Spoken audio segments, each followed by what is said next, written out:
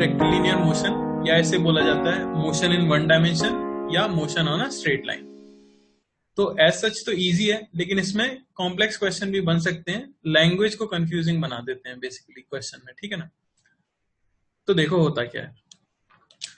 अब rectilinear motion बोला किसे जाएगा, जैसा कि हमें पता है कि हमारा स्पेस कैसा है, 3 डायमेंशनल स्पेस है, और आपने अपने 3 डायमेंशनल स्पेस को 3 म्यूचुअली परपेंडिकुलर एक्सिस में डिवाइड किया हुआ होता है, जिन्हें हम generally X Y Z axis नाम देते हैं, और उनके इंटरसेक्शन पॉइंट को ओरिजिन नाम देते हैं।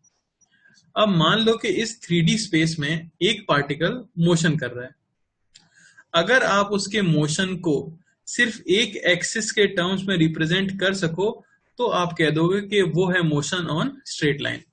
यानी कि मोशन ऑन स्ट्रेट लाइन क्या बोल दिया जाएगा, ऐसा मोशन जो कि रिप्रेजेंट किया जा सके अलोंग वन एक्सिस। एक सिंगल एक्सिस के ऊपर अगर मोशन को आप रिप्रेजेंट कर सको तो उसे आप कह देते हो motion on a straight line. क्योंकि हमें पता है कि किसी भी स्ट्रेट लाइन के पास कितने डायमेंशंस होते हैं, सिर्फ एक डायमेंशन होता है। आप जानते हो स्पेस में 3 डायमेंशन होते हैं किसी भी चीज के, लेंथ, विड्थ और हाइट। लेकिन हम स्ट्रेट लाइन के लिए जानते हैं अगर आप एक लाइन ड्रॉ कर दो सिंपली तो उसके पास सिर्फ लेंथ हो सकती है, ठीक है ना। तो इसके कितने डायमेंशंस होते हैं, 1 डायमेंशंस होते हैं, एक डायमेंशन होता है। ये आइडियल केस लेके हम चल रहे हैं कि इसकी कोई विड्थ नहीं है, ठीक है ना। तो कोई पार्टिकल अगर स्ट्रेट लाइन पे चल रहा होगा तो वो कैसा मोशन हो जाएगा, 1 डायमेंशनल मोशन हो जाएगा। लेकिन अगर मैं जनरल डेफिनेशन बोलूं तो जनरल डेफिनेशन आपको ये याद रखनी है कि अगर आप उसे अपनी कोऑर्डिनेट एक्सिस पर किसी भी एक सिंगल एक्सिस पे पूरे मोशन को रिप्रेजेंट कर सको तो उसे आप कह दोगे क्या, motion on a straight line या 1 डायमेंशनल मोशन, जिसका नाम है रेक्टिलिनियर मोशन, ठीक है। तो ये तो हो गई डेफिनेशन। अब अगर मैं बात करूं कि कंडीशन क्या होती है, क्योंकि 2 तरह के मोशन हम पढ़ने वाले हैं। एक आपका मोशन हो सकता है यूनिफॉर्म वेलोसिटी से, और एक आपका मोशन हो सकता है चेंजिंग वेलोसिटी से। यानी कि पार्टिकल आपका एक्सेलरेटेड भी हो सकता है और नॉन एक्सेलरेटेड भी हो सकता है। तो हम अगर जनरल बात कहना चाहें कि क्या कंडीशन होगी ताकि पार्टिकल हम श्योरली कह सकें कि स्ट्रेट लाइन पे मूव कर रहा है, तो वो कंडीशन मैं कह देता हूं कि अगर पार्टिकल के वेलोसिटी वेक्टर का क्रॉस प्रोडक्ट उसके एक्सेलरेशन वेक्टर के साथ 0 आ जाए तो फिर मैं कह दूंगा कि पार्टिकल एक स्ट्रेट लाइन पर ही मूव कर रहा होगा। कैसे आई ये कंडीशन, तो समझने की कोशिश करो। एक्सेलरेशन का मतलब आपको पता है, एक्सेलरेशन होता है rate of change of velocity with respect to time, ठीक है ना। ध्यान से समझना। मान लो कि एक पार्टिकल यहां पे रेस्ट पे रखा हुआ था और इसे कोई दे दे राइट की तरफ एक्सेलरेशन, तो आप बता सकते हो किस डायरेक्शन में मूव करना स्टार्ट करेगा। सिंपल सी बात है, ये राइट में मूव करना स्टार्ट करेगा। समझ आई बात। सिमिलरली अगर कोई पार्टिकल रेस्ट पे रखा हुआ था और इसे कोई ऊपर की तरफ एक्सेलरेशन दे दे तो ये कहां मूव करना स्टार्ट करेगा। तो हमें पता है कि वेलोसिटी इस डायरेक्शन में चेंज हो रही है, यानी कि इधर ही वेलोसिटी आएगी, तो पार्टिकल कहां मूव करेगा, ऊपर की तरफ मूव करना स्टार्ट करेगा। अब मान लो कि हमारे पार्टिकल के पास वेलोसिटी हो, ये आपका पार्टिकल और इसके पास इस डायरेक्शन में कोई वेलोसिटी थी। अब मान लो कि इसे एक्सेलरेशन मिल जाए इसी डायरेक्शन में, सेम डायरेक्शन में, तो आप देख सकते हो एक्सेलरेशन बेसिकली होता है rate of change of velocity. यानी कि अगर एक्सेलरेशन भी इस तरफ है, वेलोसिटी भी इस तरफ है, तो इस डायरेक्शन में वेलोसिटी बढ़ेगी। तो आपको पता है पार्टिकल का डायरेक्शन तो बदलेगा नहीं, और अगर आप सिंगल डायरेक्शन में चलो तो एक स्ट्रेट लाइन का पाथ होता है। इसी की जगह पार्टिकल अगर इस तरफ चल रहा होता और एक्सेलरेशन उसके ऑपोजिट होता तो उसे हम इस तरह से समझ सकते हैं कि एक कार चल रही है और आपने ब्रेक लगा दिया है, जिससे स्पीड पीछे की तरफ बढ़ना शुरू हो रही है। पीछे की तरफ बढ़ने का मतलब क्या हुआ, आगे की तरफ घटेगी, लेकिन डायरेक्शन तो तब भी नहीं बदल पाएगी, पाथ तब भी क्या होगा, एक स्ट्रेट लाइन का पाथ होगा। लेकिन ऐसा केस अगर हो जाए कि वेलोसिटी इस तरफ है पर एक्सेलरेशन उसके साथ कोई एंगल बना रहा है, तो फिर क्या होगा। तो आप जरा देखने की कोशिश करो। एक्सेलरेशन का एक कंपोनेंट तो वेलोसिटी की तरफ आ जाएगा, जिसे मैं a cos थीटा कह देता हूं, और एक वेलोसिटी से परपेंडिकुलर आ जाएगा जिसे मैं a sin थीटा कह देता हूं। तो अब आप देख सकते हो कि ये वाला जो एक्सेलरेशन है पैरेलल वाला, वो तो वेलोसिटी को बढ़ाना चाहता है किधर, राइट की तरफ, लेकिन एक एक्सेलरेशन ऊपर की तरफ भी तो आ गया है, तो वो इसकी वेलोसिटी को बढ़ाना चाहता है ऊपर की तरफ। तो क्या पार्टिकल एक स्ट्रेट लाइन पे चल पाएगा, नहीं। आप साफ देख सकते हो इस डायरेक्शन में भी वेलोसिटी आएगी और इस डायरेक्शन में भी वेलोसिटी आएगी, तो इसे हम कह देंगे कि ये स्ट्रेट लाइन पाथ नहीं है। तो स्ट्रेट लाइन पाथ पॉसिबल सिर्फ कब है, जब या तो वेलोसिटी और एक्सीलरेशन पैरेलल हो या वेलोसिटी और एक्सीलरेशन एंटी पैरेलल हो। और आपको पता है कि दो वेक्टर्स के बीच का एंगल अगर 0 डिग्री या 180 डिग्री हो तो उनका क्रॉस प्रोडक्ट क्या आ जाता है, 0 वेक्टर आ जाता है। क्या बात समझ आई? तो हम कह देते हैं कि किसी भी पार्टिकल के रेक्टिलिनियर मोशन में होने की कंडीशन क्या हो गई, अगर पार्टिकल का वेलोसिटी वेक्टर और एक्सीलरेशन वेक्टर एक दूसरे से पैरेलल या एंटी पैरेलल हैं, तभी वो मोशन कैसा हो सकता है, रेक्टिलिनियर मोशन हो सकता है। अगर ऐसा नहीं है तो फिर हम उसे रेक्टिलिनियर मोशन नहीं बोलेंगे।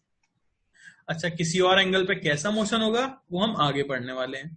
आपको आगे चल के पता चलेगा कि यही एंगल अगर 90 डिग्री हो तो सर्कुलर मोशन होता है, और ये एंगल अगर 90 डिग्री के अलावा कुछ हो, 0 भी नहीं है, 180 भी नहीं है, 90 भी नहीं है, तो फिर वो प्रोजेक्टाइल मोशन होता है। ठीक है ना? खैर, अभी हमें पढ़ना है रेक्टिलिनियर मोशन। तो वेक्टर की कंडीशन आपको समझ आ गई, क्या हो जाती है, वेलोसिटी वेक्टर, एक्सीलरेशन वेक्टर एक दूसरे से पैरेलल या एंटी पैरेलल होने चाहिए। चलो, अब मान लो कि मैं आपको वेलोसिटी इस तरह से बताता हूं, ठीक है ना। एक पार्टिकल है मान लो, और उसकी वेलोसिटी को बताया गया है 3i कैप।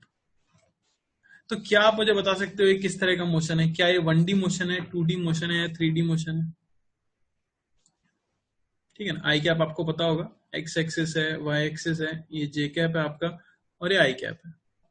तो यहां पे सबसे पहले मैं क्या देख लूंगा, सिंपली आप देख सकते हो कि भाई मैग्नीट्यूड फिक्स है, डायरेक्शन फिक्स है, और कोई एक्सेलरेशन है नहीं, तो ऑब्वियसली ये स्ट्रेट लाइन पे ही मूव कर सकता है। तो ये मोशन आपका वन डायमेंशनल मोशन है।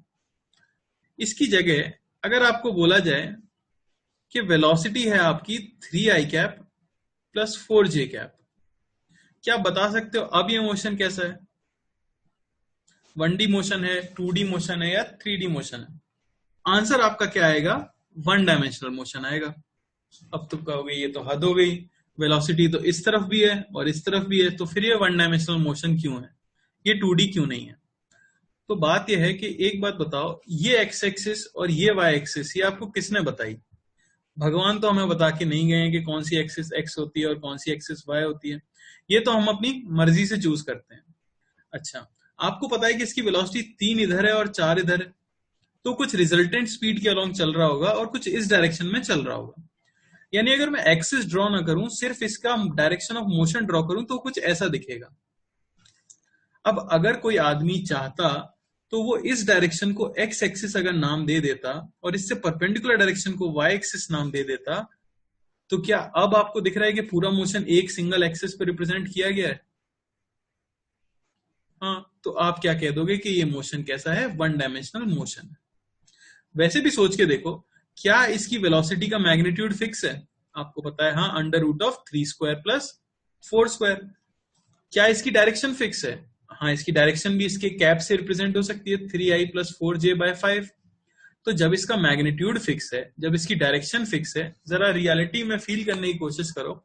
अगर आपकी स्पीड फिक्स है, अगर आपके चलने की डायरेक्शन फिक्स है, तो क्या आप स्ट्रेट लाइन पे चल रहे होगे? हाँ, आप स्ट्रेट लाइन पे ही चल सकते हो। अगर आपका मुंह एक डायरेक्शन में फिक्स कर दें और आपको बोले इसी तरफ चलते रहो, तो स्ट्रेट लाइन पे ही चलोगे। और एक स्ट्रेट लाइन के कितने डायमेंशन हो सकते हैं भाई? एक स्ट्रेट लाइन का तो सिर्फ एक डायमेंशन हो सकता है, लेंथ। इसलिए मोशन क्या निकला हमारा? वन डायमेंशनल मोशन निकला। समझ आई बात? अगर मैं आपको वेलोसिटी दे दूं जैसे कि 2i plus 3j plus 4k, क्या अब आप मुझे बता सकते हो ये कैसा मोशन है, 1D 2D या 3D? समझ आ गया होगा कि ये मोशन भी कैसा है भाई, 1D ही मोशन है। किसी ने ऐसी रैंडम एक्सेस चूज कर ली है कि आपको ये कुछ और लग रहा है। समझ आ रही है ना बात? अगर हम दुनिया में कोई भी एक ऐसा सेट कोऑर्डिनेट एक्सिस का ढूंढ पाए कि हम उसके मोशन को सिंगल एक्सिस पर रिप्रेजेंट कर सकें, तो वो मोशन कैसा कहलाता है? वन डायमेंशनल मोशन कहलाता है। समझ आई बात? अगर दुनिया में एक भी ऐसा सेट एग्जिस्ट करता है कि पार्टिकल एक स्ट्रेट लाइन पे मूव कर रहा हो, तो फिर वो मोशन स्ट्रेट लाइन मोशन ही होता है। अगर मैं ऐसा पाथ दे देता ना आपको, देखो, अगर मैं ऐसा पाथ दे देता, तो क्या कोई कोऑर्डिनेट का सेट एग्जिस्ट करता है कि ये सिंगल एक्सिस पे रिप्रेजेंट हो सके पूरा पाथ? नहीं, आप कर ही नहीं सकते। आप अगर इस जगह पे एक्सिस बना भी दोगे ऐसी कि ये लो भाई, मैं इसको एक्स एक्सिस बोल देता हूं, तो थोड़ी देर में वो दूसरी एक्सिस में मूव करने ही लग जाएगा। लेकिन अगर आपको इस तरह से कहीं पे दिया हुआ है तो आप ऐसी एक्सिस एक चूज कर सकते हो। तो ये आपको क्लियर रहना चाहिए, ये दिमाग में एकदम सेट कर लो कि अगर मैग्नीट्यूड और डायरेक्शन फिक्स है तो मोशन आपका वन डायमेंशनल मोशन ही है। ये कोई 3 डायमेंशनल मोशन नहीं है, ये 2 डायमेंशनल मोशन नहीं है, सभी क्या थे, 1 डायमेंशनल मोशन ही थे। क्या क्लियर हुआ है? आपके पास क्वेश्चंस हैं और आपको बताना है इनमें से कौन से ऑप्शंस 1D मोशन को रिप्रेजेंट कर रहे हैं। सभी लोग अपना टाइम लो और फटाफट आंसर बताओ। एक साथ लिख के भेजना कौन कौन से ऑप्शन हैं, एक एक करके मत लिखना। 5 ऑप्शन है आपके पास जहां वेलोसिटी वेक्टर दिया है, एक्सेलरेशन वेक्टर दिया है, आपको बताना है 1D मोशन है या नहीं है। टी यहाँ पे टाइम है, ठीक है। हाँ भाई, तो देख लेते हैं।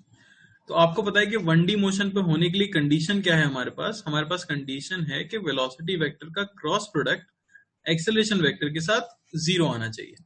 यानी कि या तो ये दोनों क्वांटिटीज पैरेलल होनी चाहिए या एंटी पैरेलल होनी चाहिए। अब क्या हम बार बार इनका क्रॉस प्रोडक्ट निकाल के देखेंगे?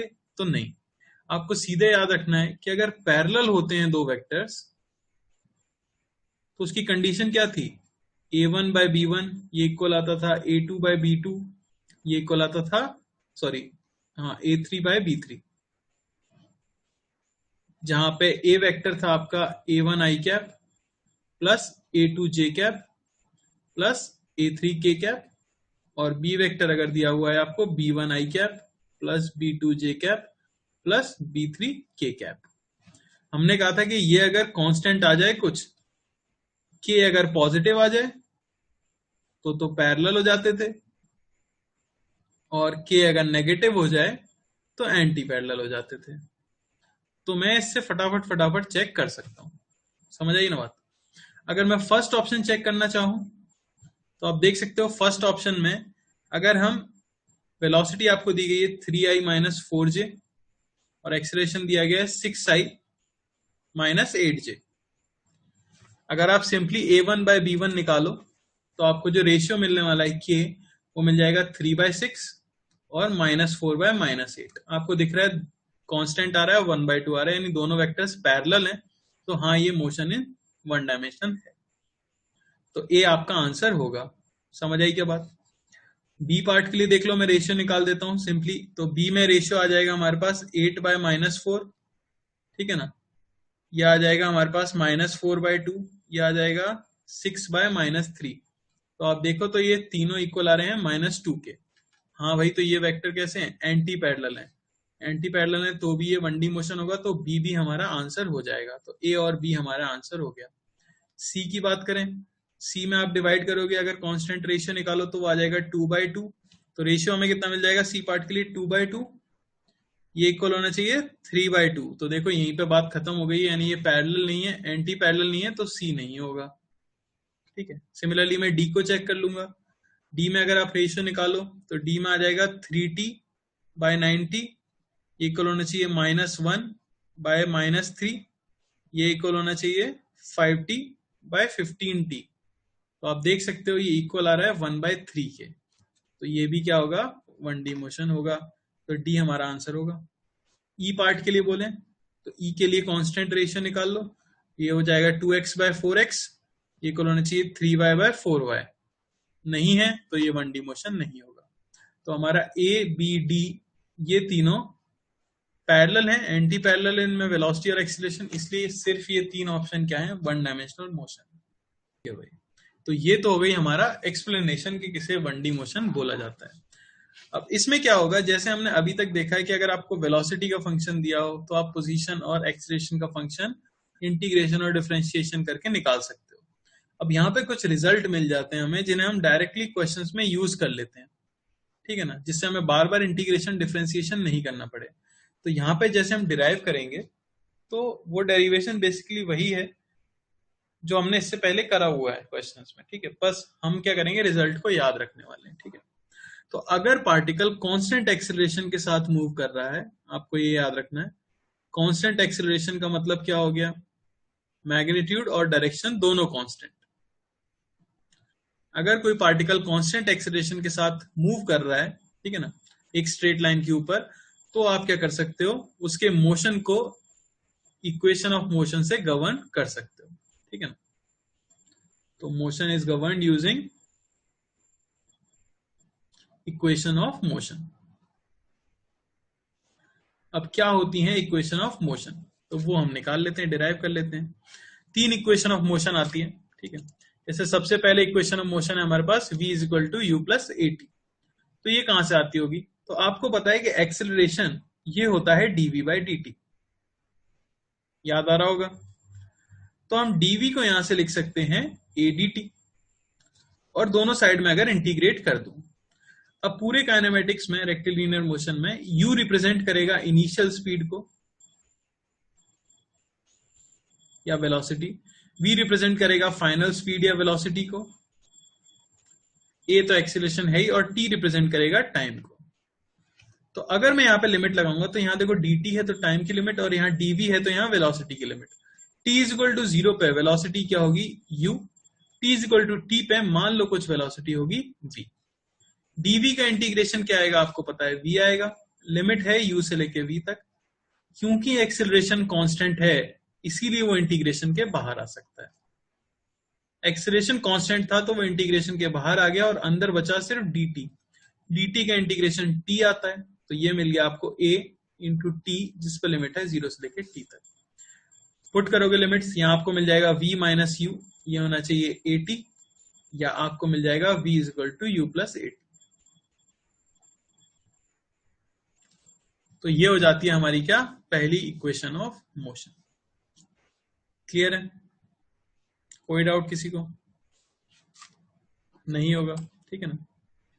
दूसरी इक्वेशन ऑफ मोशन जो हम यूज कर लेते हैं वो है v square is equal to u square plus 2as।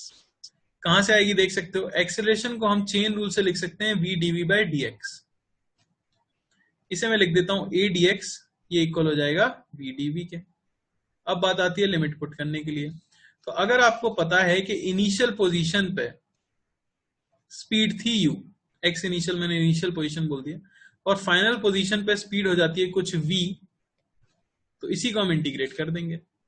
देखो क्या मिलेगा, एक्सेलरेशन कांस्टेंट है तो इंटीग्रेशन के बाहर आ गया, अंदर बचा dx, x इनिशियल से लेके x फाइनल तक, ये integration of v dv u से लेके v तक।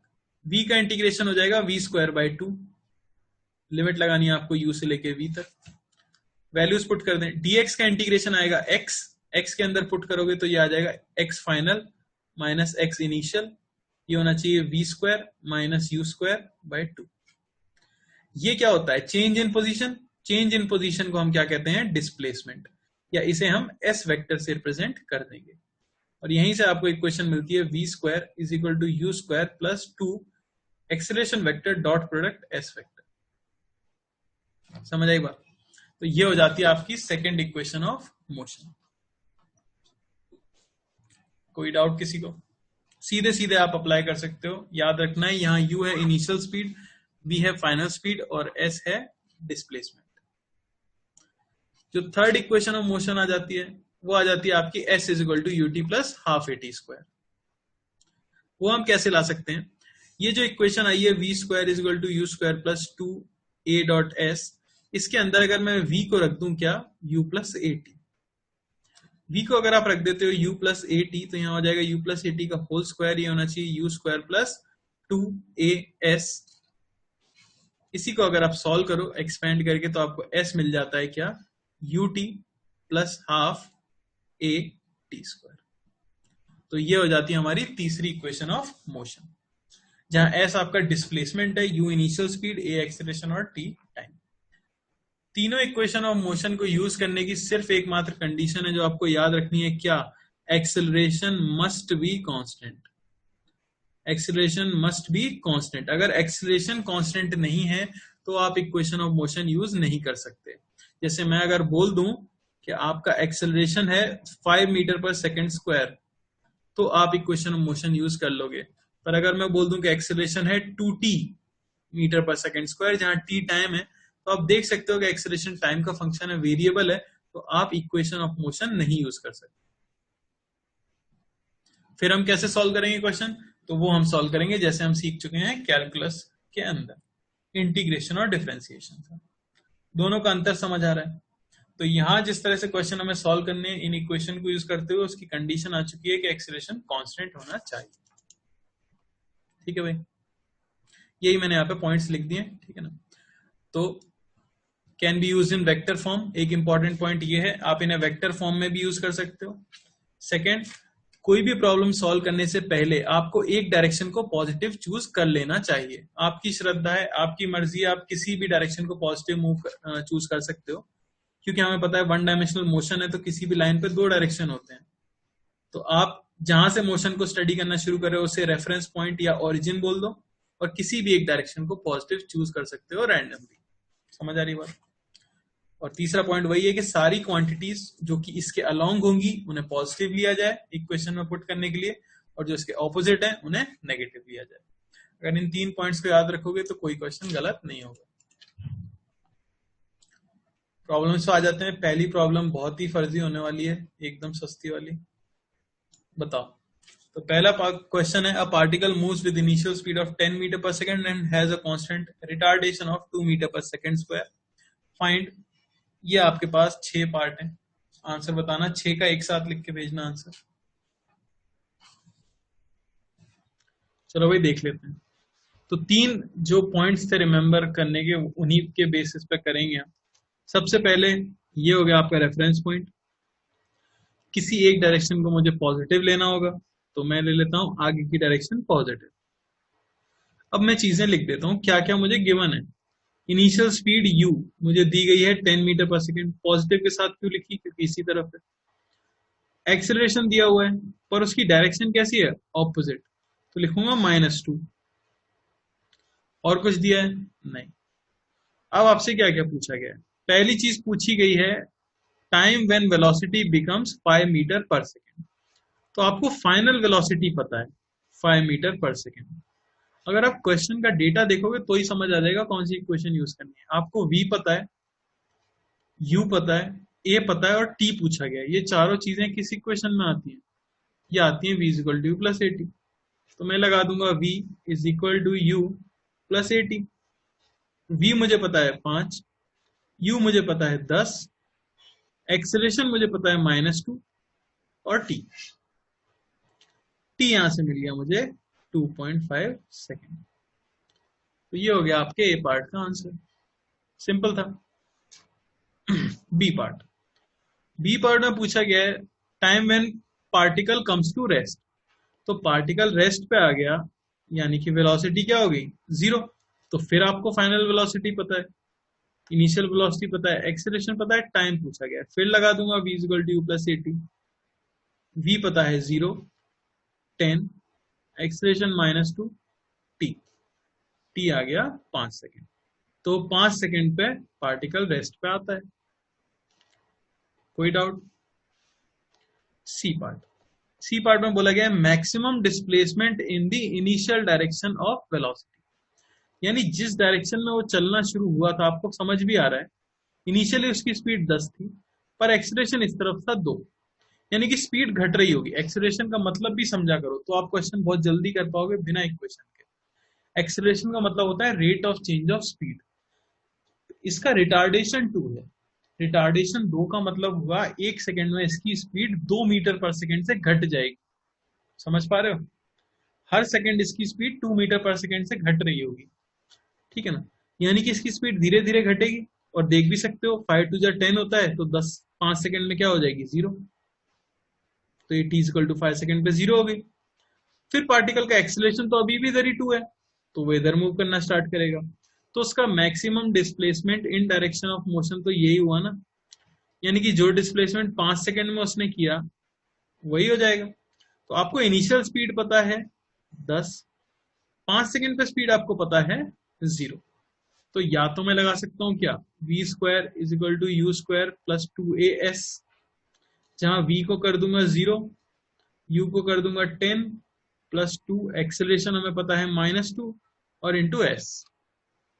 ऐसे हमें फाइंड करना था। s हमें यहां से मिल जाएगा कितना, 25 मीटर। अच्छा, कोई लगाना चाहता है अगर s is equal to u t plus half a t square, क्योंकि उसे पता है कि 5 सेकेंड पे ही मैक्सिमम डिस्प्लेसमेंट हुआ है, तो उससे भी हो जाएगा। अगर आप लगाते s is equal to u t plus half a t square, तो आप लिख सकते थे s is equal to 10 into 5 plus half into acceleration -2 into 5 का स्क्वायर। इसे आप सॉल्व करते, इससे भी s कितना आ जाता आपका 25 मीटर। तो डिपेंड करता है आप किस इक्वेशन से निकालना चाहते हो, ठीक है ना। बस आपको ये पता होना चाहिए था कि 5 सेकंड पर स्पीड 0 हुई होगी। कोई पूछ रहा है how do we know 5 second, क्योंकि हमने सेकंड पार्ट सॉल्व किया बेटा। सेकंड पार्ट में बोला गया था कि वेलोसिटी 0 कब होती है, तो वो हमने निकाला था 5 सेकंड, ठीक है ना। तभी तो ये सब हमें पता चल पाया। और ये क्वेश्चन हमने पहले भी किया था, ऐसा सेम क्वेश्चन मैं करा चुका हूँ। पार्टिकल अपनी डायरेक्शन ऑफ मोशन कब रिवर्स करता है, जब उसकी वेलोसिटी क्या होती है, 0 होती है। याद करो। कोई डाउट किसी को? अब आ जाते हैं डी पार्ट पे। तो डी पार्ट में बोला गया है डिस्प्लेसमेंट इन 3 सेकेंड्स। आपको u पता है 10, आपको a पता है -2, आपको टाइम दिया गया है 3 सेकेंड और आपसे s पूछा गया है। ये चारों चीजें किस इक्वेशन में आती हैं? ये आती हैं s is equal to ut plus half at square में। लगा दूंगा मैं s is equal to 10 into 3 plus half acceleration -2 into 3 का स्क्वायर। तो ये हो गया आपके पास 21 मीटर। ये हो गया डी पार्ट का आंसर। क्लियर है? ई पार्ट पे चल लेते हैं। ई पार्ट में बोला गया था speed after displacement of 2 metre. यू पता है आपको 10, ए पता है आपको -2, एस पता है आपको 2 मीटर और आपसे पूछा गया है वी क्या होगा। देख लो, वी यू ए और एस किस इक्वेशन में आते हैं? तो ये आते हैं v square is equal to u square plus 2as में। तो v आपसे पूछा गया है, तो v square is equal to u square plus 2 acceleration -2, s आपको पता है 2। तो ये हो गया 100 माइनस 8 यानी कि 92। तो वेलोसिटी आ गई √92 मीटर पर सेकेंड। कोई डाउट? यहां तक मुझे नहीं लगता किसी को कोई दिक्कत होनी चाहिए थी, अगर आपने वही चीजें की होती जो मैंने बोली थी। एक डायरेक्शन को पॉजिटिव मानना था और बाकी चीजें बस फॉर्मूले में पुट करनी थी। क्लियर हुआ ना? बाउंसर तो नहीं जा रहा है? आखिरी पार्ट तो भी थोड़ा ढंग का था। वो था distance covered by particle till it comes back to initial position. तो आपको पता है कि t बराबर 0 पे वो इधर चल रहा था 10 से, फिर चलता गया, उसकी स्पीड घटती गई और ये हम निकाल चुके हैं कि t बराबर 5 सेकंड पे वो आ गया रेस्ट पे। पर एक्सीलरेशन तो अभी भी इस तरफ ही है, तो अब स्पीड बढ़ी होगी इस तरफ और कुछ ऐसे मूव करने लगेगा। तो आपसे पूछा गया है जब वो वापस अपनी पोजीशन पे आया तब तक उसने टोटल डिस्टेंस कितना कवर किया होगा। तो अगर मैं ये डिस्प्लेसमेंट निकाल लूं s, तो ये भी कितना होगा s और 2s हमारा आंसर हो जाएगा। यहां मुझे पता है 5 सेकंड पे स्पीड 0 हो जाती है, तो मैं लगा देता हूं v square is equal to u square plus 2as। Finally 0, initially 10 plus 2 acceleration -2 into s। तो s हमें मिला था 25 मीटर। तो ये 25 मीटर आगे गया था, 25 मीटर पीछे आया होगा, तो टोटल डिस्टेंस जो उसने कवर किया होगा वो आपका कितना हो जाएगा भाई? वो हो जाएगा 25 प्लस 25 यानी कि 50 मीटर। अगला क्वेश्चन देख लेते हैं। तो अब इस तरह से लैंग्वेज में क्वेश्चन आते हैं ज्यादा है। जैसे क्वेश्चन है a car moving at 20 metre per second applies brakes when at a distance of 10 metre from the wall, find the minimum retardation of the car to avoid collision. ठीक है, एक कार पता नहीं क्यों पर किसी दीवार की तरफ जा रही थी 20 मीटर पर सेकेंड से। जब दीवार 10 मीटर दूर रह गई तब उन्होंने ब्रेक दबाया है। तो बताओ मिनिमम रिटार्डेशन कितना होना चाहिए ताकि वो दीवार में जाके घुस ना जाए। हाँ भाई, तो आपको पता है इनिशियल स्पीड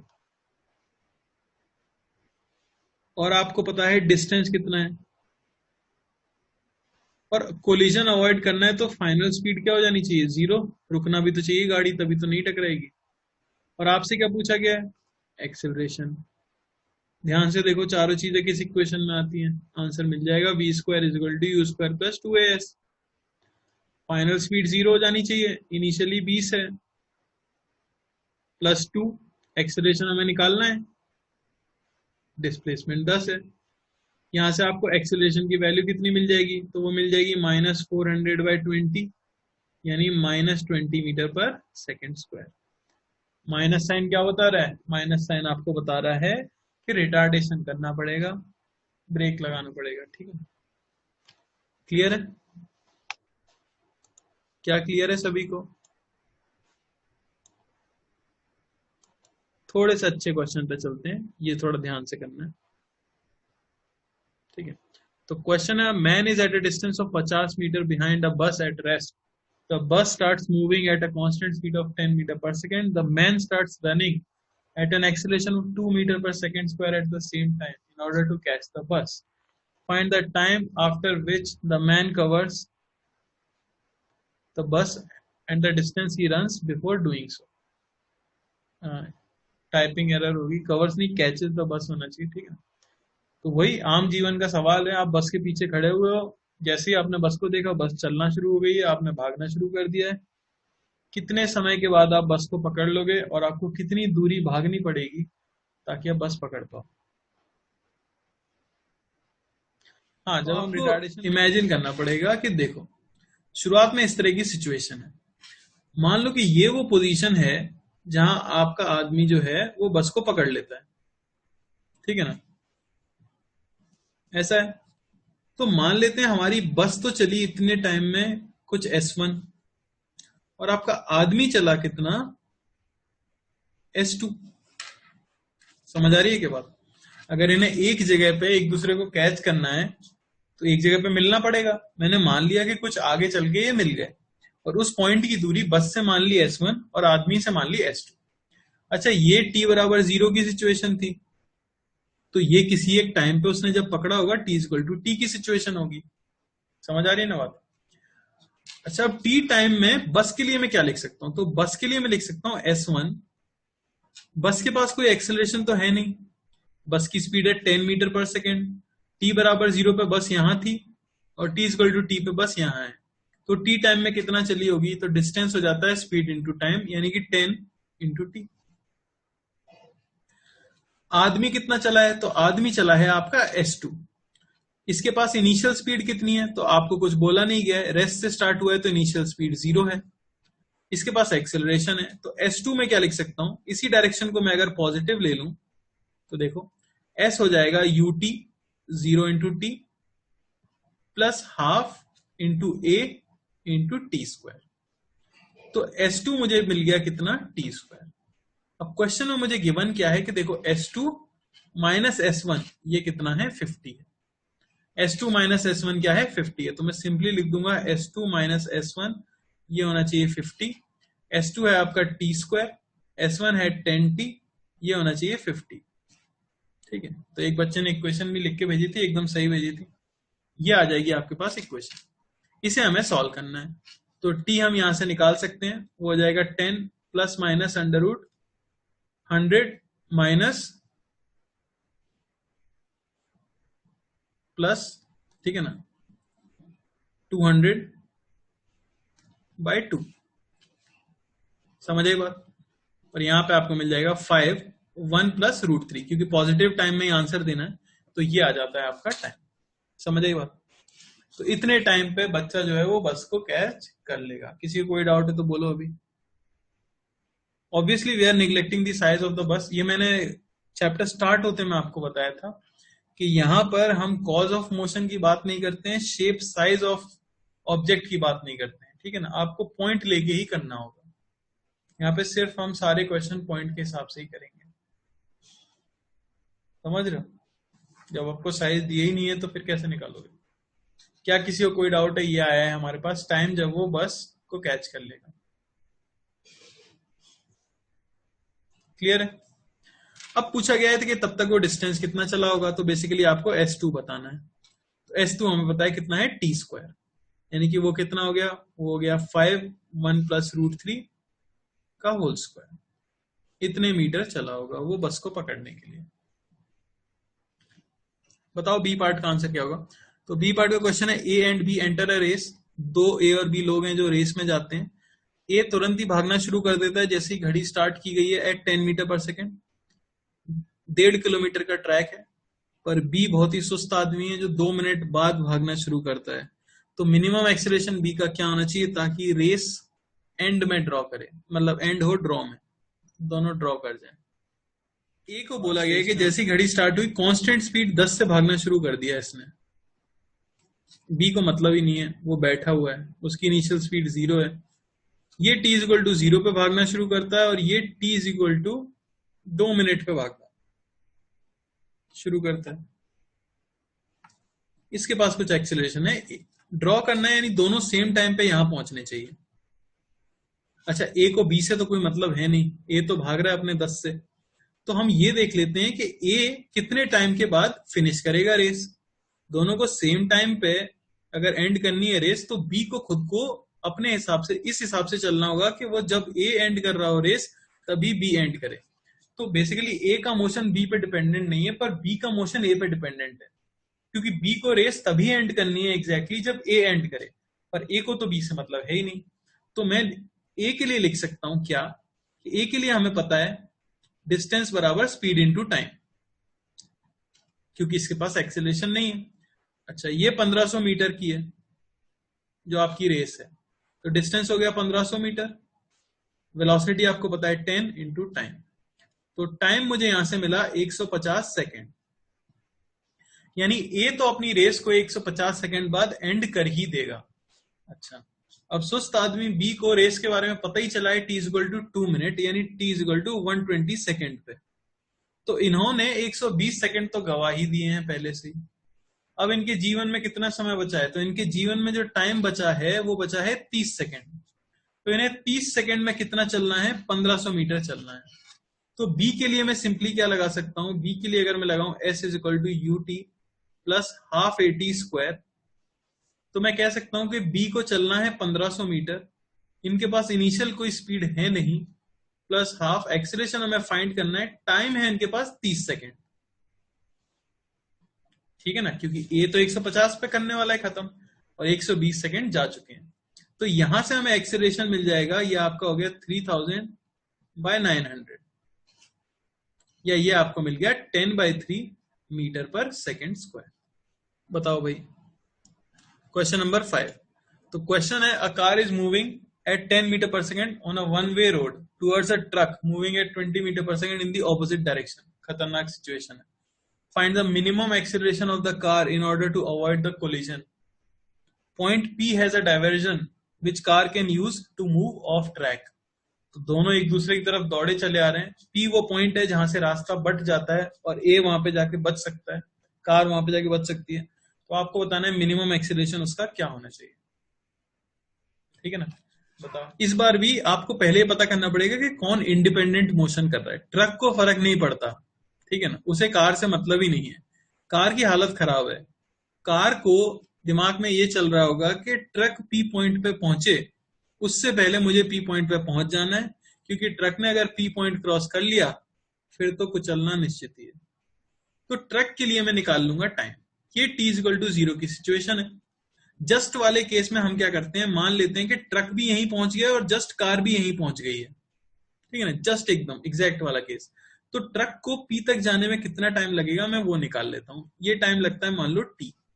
तो ट्रक के लिए मुझे स्पीड पता है, डिस्टेंस पता है, टाइम निकालना है। एक्सेलरेशन ट्रक का 0 है, तो s डिस्टेंस बराबर स्पीड इंटू टाइम, तो उसे चलना है 100 मीटर, स्पीड उसकी 20 है, इंटू टाइम t, तो टाइम आया 5 सेकेंड, यानी 5 सेकेंड में ट्रक तो भाई पी पॉइंट पे पहुंच जाएगा। अब कार को अगर जिंदा रहना है तो उसे 5 सेकेंड में पी पॉइंट पे पहुंच जाना चाहिए जस्ट, हालांकि जस्ट पहुंचने पे भी कुछ नहीं होगा, उससे पहले ही पहुंच जाना चाहिए, पर जस्ट वाले केसेस जब भी क्वेश्चन में आएंगे तो हम कंसिडर कर लेंगे क्योंकि पॉइंट ऑब्जेक्ट्स है, ठीक है ना।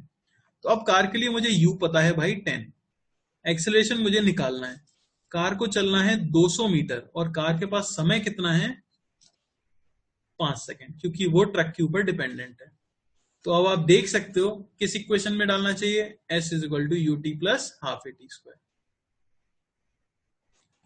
s हमें पता है 200, 10 into 5 plus half a into 5 का स्क्वायर। समझ आई बात। यहां से आपको मिल जाएगा 25a, ये हो जाना चाहिए आपका 300, और यानी कि जस्ट एक्सीलरेशन क्या होना चाहिए 12 metre per second square, minimum acceleration